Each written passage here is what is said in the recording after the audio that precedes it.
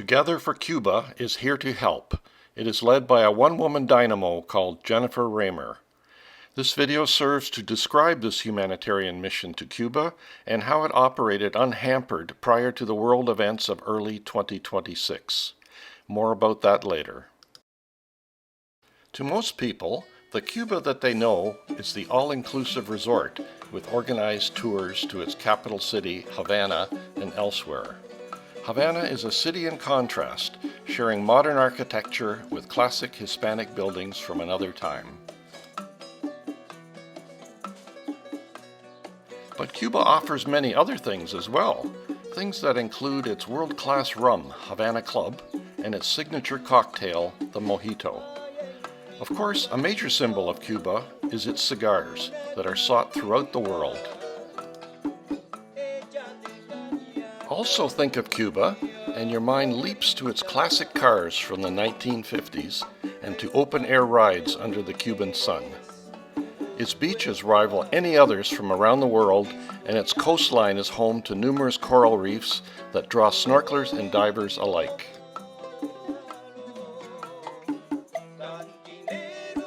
Against this backdrop is its rich cultural music and dance. Music forms include the classic big band offerings of Benny Moré, the varied dance music of the son, rumba, mambo, bolero, and of course the infectious salsa. And Cuba has a jazz scene with offerings from such artists as Pablo, Lynn, Aide, and the late Soylen Milanes. A group of Cuban icons, namely the original Buena Vista Club, exploded around the world, leading to the group's concerts in New York and elsewhere. Many Cuban musical groups, such as Acaré, keep its history alive, and others, like Buena Fe, forge new horizons. Ernest Hemingway, the world-famous author, had a sweet spot for the Cuba of the 1940s, and in return, the Cuban people have held a soft spot in their hearts for his patronage. Hemingway's favorite bar, the Floridita, is a tourist favorite in Havana.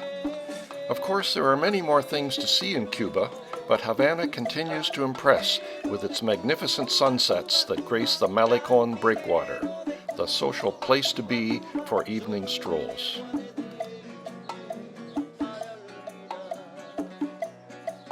So these things are what draw so many tourists from Canada and Europe. Here is a small snapshot of Cuba's history and Cuba's current circumstances. The main indigenous peoples of Cuba were known as the Taino. Vestiges of them still exist. Although Cuba was discovered by Christopher Columbus in 1492, Cuba was not colonized by Spain until 1511. Spain's first settlement was called Baracoa in the eastern part of the island. Over time, with subsequent Spanish oppression and slavery, Cubans revolted. Though self-ruled over the years, Cuba has experienced a number of different forms of government. All such governments have had varying degrees of success in sustaining Cuba's broader population. One champion, José Martí, broke the bonds with Spain and is still held in high regard by Cubans to this day.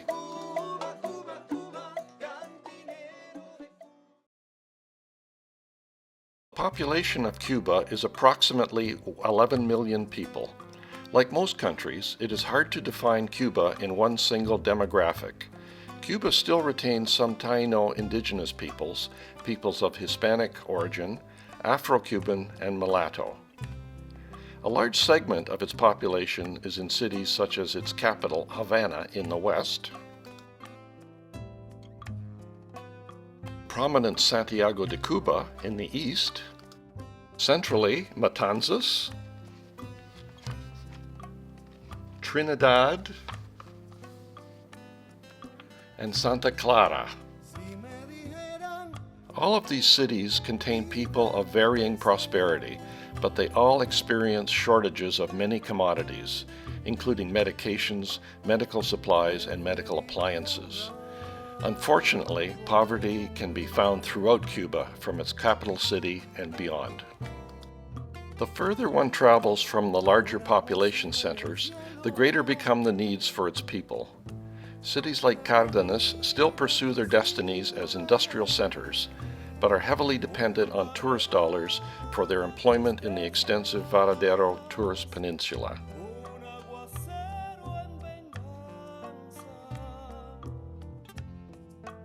Matanzas, once an industrial giant in Cuba, is showing the effects of time and a weakening economy. Venturing out into the rural areas of Cuba reveals a very challenging life. Farmers have once again been allowed to own land. The condition is that they provide the majority of their produce to the government for dispersal amongst the Cuban people, but retain a small portion for their own needs. This does not mean that rural residents are particularly well off. They eke out a meager existence and are far from medical services. With Together for Cuba reaching out to some of these families, genuine smiles of gratitude are returned. But many need more help than others. Going back to 2015, Together for Cuba started out supporting mainly Cuban homes for children. As time moved on, it became very clear that much of the Cuban population was in serious need of medical supplies and other forms of support as well. World events continue to erode such circumstances even more. Based in London, Ontario, Canada, Together for Cuba reached out to seek out and obtain medical donations from across southwestern and central Ontario. A warehouse facility proved invaluable for accumulating, sorting, and dispersing large quantities of medical aid to Cuba.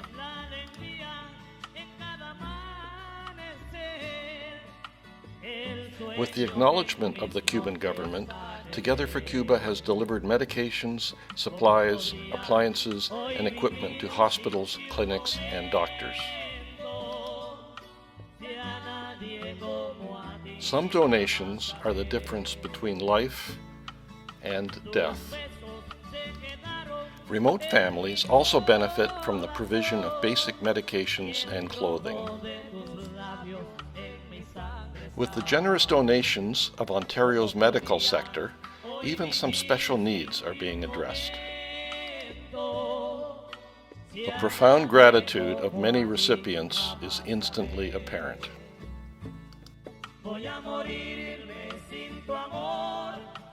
Together for Cuba is a hands-on, low-overhead operation. Jennifer personally seeks out donations of medical items in Canada, and then, with some assistance from volunteers, sorts and ships such humanitarian aid to Cuba. It doesn't stop there. Jennifer regularly journeys to Cuba to personally distribute the aid to children's homes, hospitals, clinics, and individuals. Jennifer's headquarters there is with a Cuban family in the Hibacoa tourist area. In addition, Jennifer has been greatly supported by the nearby Memories Hibacoa Resort. Staff at Memories have been extremely helpful to Jennifer in receiving and storing the hundreds of medical bags before Jennifer could sort them for distribution. And it's often a family affair. For some time, Together for Cuba had benefited through the use of a small warehouse. The warehouse had been vital in preparing medical aid for shipments to Cuba. With the assistance of a limited number of volunteers, Jennifer packed 23-kilogram duffel bags with a variety of medications commonly found on most pharmacy shelves, plus medical devices such as syringes, sutures, diapers, gauze, bandages, saline solution, and so on. To deliver these bags to Cuba, various tourists have agreed to transport the bags as extra checked baggage, and Together for Cuba offers to pay for the extra costs. Such bags have been received by Memories Hibacoa and stored until they could be further distributed. A second form of transportation has been sea containers. This larger form of transport lent itself to volume and to larger items such as hospital beds, wheelchairs, commodes, and various appliances for all medical specialties and surgeries. From 2025 back over the previous 10 years, Together for Cuba has shipped 15 sea containers to different provinces in Cuba. A third form of transportation is air freight. With the loss of warehouse facilities in 2025, this form of transport has had to increase. Lastly, there are third parties that can directly provide and deliver various commodities, especially food. Supermarket 23 is just one of these. Together for Cuba purchases such services from time to time, especially during times of critical need.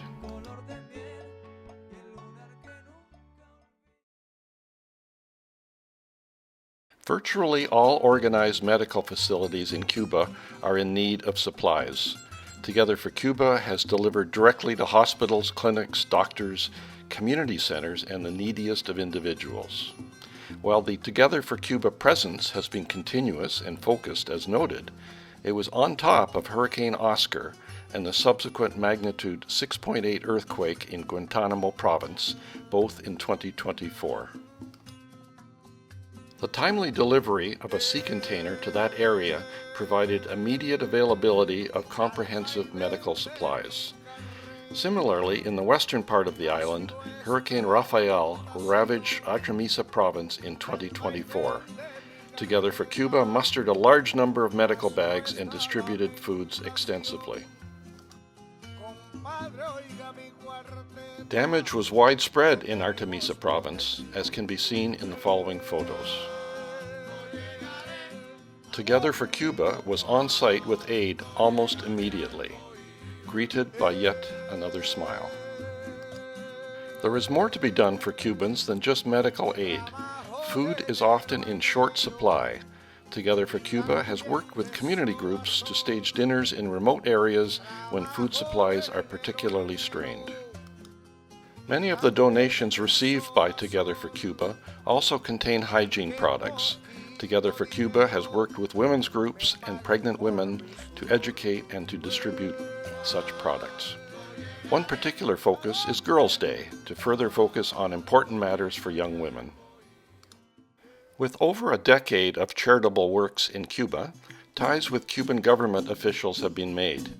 These have been primarily in support of the medical bag program and the government's receiving of the sea containers. In recognition of Together for Cuba's long-term commitment, in 2024, Jennifer was invited to Ottawa by the Cuban ambassador to Canada, Rodrigo Melmierca Diaz, to honor Jennifer for her Together for Cuba humanitarian works. Cuban officials subsequently visited London, Ontario to inspect the warehouse facilities there.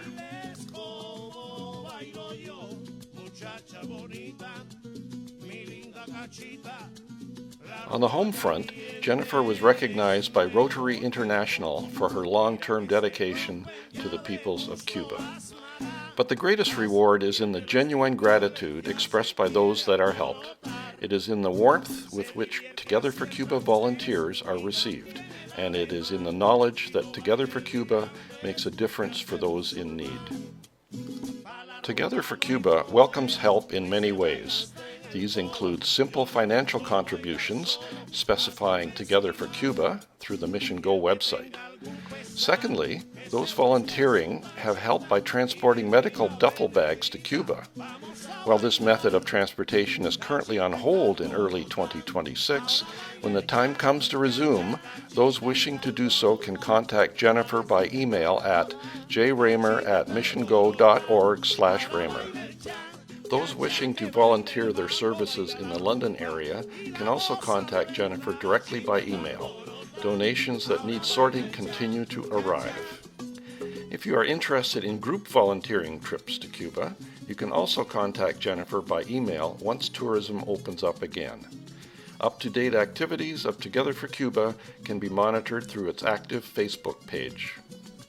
Supply side, generous donations are made by the medical community. Like-minded community groups in southwestern and central Ontario have donated even more medical, dental, and hygiene products. Lastly, when the time is right, you can help by simply treating yourself to a vacation in Cuba. The Cuban economy is highly dependent on tourism. Your trip, your gifts, and your tips are very important to the Cuban people. The Cubans are a very family-oriented society, and the benefits of supporting resorts and their staff radiate well beyond the individuals that work there. Once fuel supplies resume, many resorts are completely self-sufficient, hence one need not worry about electricity, water, and food supplies. In closing, hopefully the information here has given you new insights into the Cuban reality and that you might be motivated to help in some way. Let's truly be together for Cuba.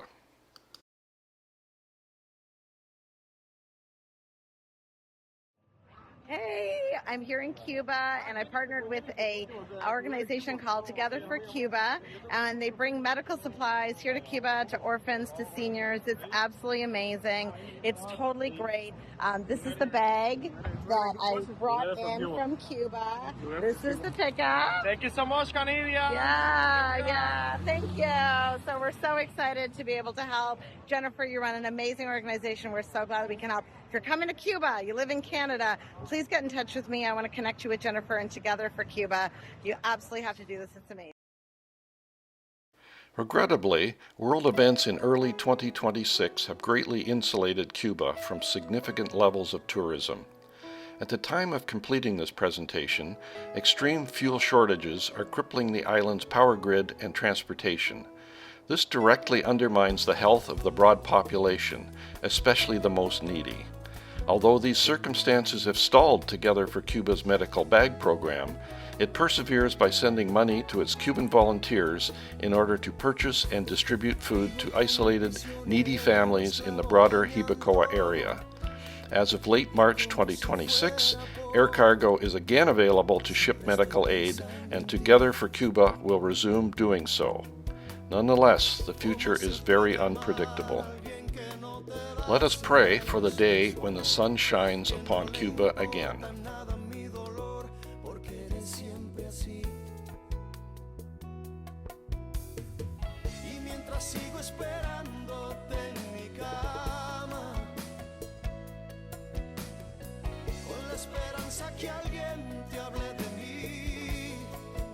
Solo soy de ti, mientras yo sigo aquí y se me van los días, en el mismo lugar donde escribí tu nombre, y ya no hago más que organizar mi vida, para que un día vuelvas y tú